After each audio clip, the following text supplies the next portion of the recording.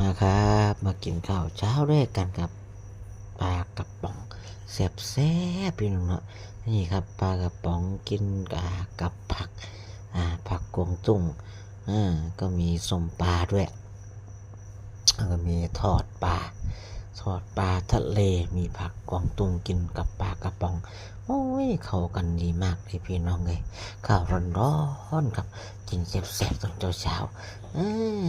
กินบัดไหนก็แซ่บบัดนั้นพี่น้องคำเขาคำใหญ่ๆครับปลาตัวนี้น้อยครับกรอบกับทอดเองเหมือนเดิมพี่น้อง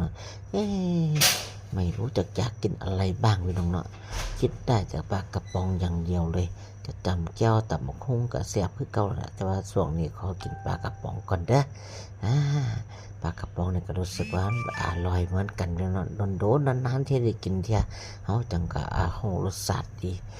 ลองชิมเบิ่งพี่น้องเนาะ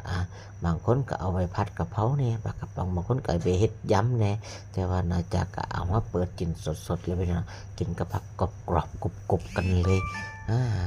แล้วแต่คนมักแล้วแต่คนอาจจะเฮ็ดแปรรูปได้พี่น้องบางคนก็เอาไปผัดกะเพราบางคนก็ผัดใส่คะน้าเนี่ยผัด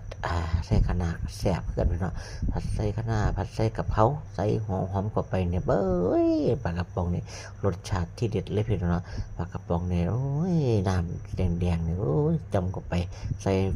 ส่น้ำปลาหน่อยนึงเนี่ยก็รสชาติบางคนก็เอาใส่บักนาวเนี่ยไปใส่พริกผงเพิ่งไปใส่พริกหน่วยก็ได้พี่น้องแล้วแต่คนสิมักสิเฮ็ดไปแต่ว่าน่าจะก็กินแบบง่ายๆครับสวัสดีครับ